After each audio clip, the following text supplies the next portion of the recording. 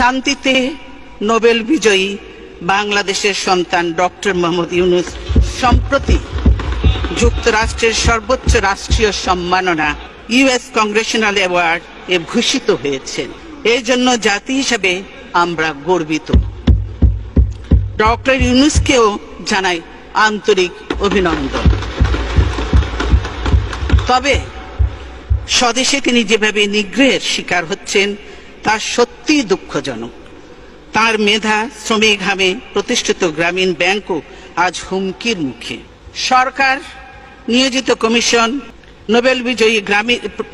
Nobel বিজয়ী প্রতিষ্ঠান গ্রামীণ ব্যাংককে ভেঙে 19 টুকরো করার সুপারিশ করেছে।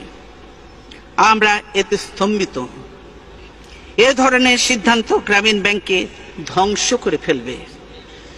ক্ষুদ্র ঋণের মাধ্যমে নারীর ক্ষমতায়নে এই ব্যাংক গুরুত্বপূর্ণ ভূমিকা পালন করে চলেছে। সেই প্রতিষ্ঠান ধ্বংসের উদ্দেশ্যে প্রতিশোধমূলক চক্রান্ত বন্ধের জন্য আমি সরকারের প্রতি আহ্বান জানাচ্ছি। আমাদের এটা এমডি পদের জন্য পদ্মা সেতুর মতো সেতুর টাকা বন্ধ করেছে, তাকেও আবার পদ্মা নদীতে দিয়ে 2টা চুবনি দিয়ে উঠাই নেওয়া উচিত, মরে যাতে না যায়। একটু পদ্মা নদীতে 2টা চুবনি দিয়ে সেতুতে তুলে দেওয়া উচিত। এই পদ্মা সেতুর অর্থ বন্ধ করলো ডক্টর ইউনূস।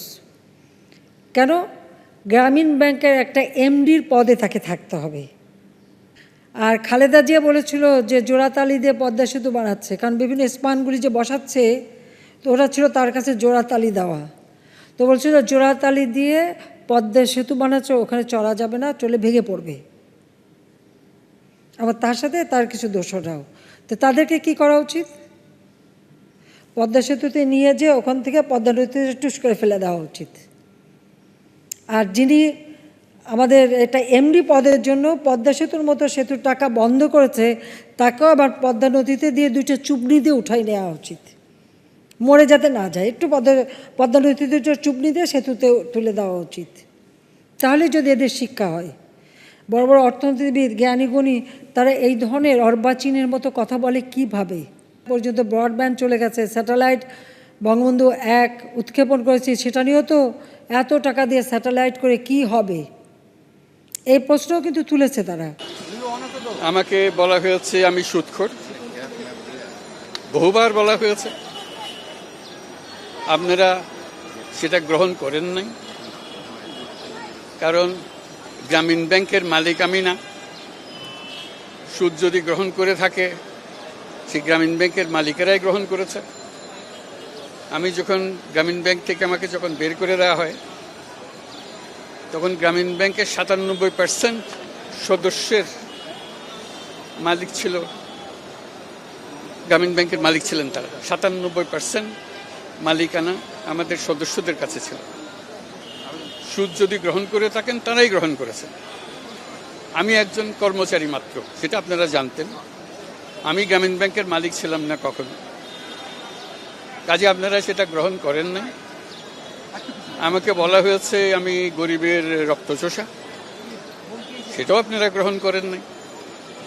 রক্ত চুষতে হলে যেটা করতে হয়, সেরকম কাজ আমি করি নাই, আপনারা দেখেছেন। আমি 1 কোটি গরিব মানুষকে একটা ব্যাংকের মালিক বানিয়েছি। চুষবো কোথার থেকে? তাদেরকে মালিকানা দিয়েছি, আর কেউ তো দেন এই পর্যন্ত। এটা তো সত্য ঘটনা, এখনো আছে তারা মালিক। বলা হয়েছে আমি পদ্মা সেতু বানচাল করে দিয়েছি, সরকারের টাকা, ওয়ার্ল্ড ব্যাংকের টাকা বন্ধ করে দিয়েছি, আমাকে পদ্মা নদীতে 2বার চুবানো দরকার, বহুবার বলা হয়েছে, বড় বড় অনুষ্ঠানে বলা হয়েছে। আপনারা সেটা গ্রহণ করেন নাই। আজকে যে অভিযোগ এনেছে, সেগুলো একই নিয়মের, একই কাহিনীর অন্তর্ভুক্ত। কাজে আপনাদের বিবেচনার উপরে আমি ছেড়ে দিলাম। আজকে যে অভিযোগ, এই জোচ্চুরি, অর্থ আত্মসাৎ, অর্থ পাচার, এগুলো সত্য কিনা, নাকি এই সুদখোরের মতো কথাবার্তা, এগুলো সেটা আপনাদের বিচারের জন্য ছেড়ে দিলাম।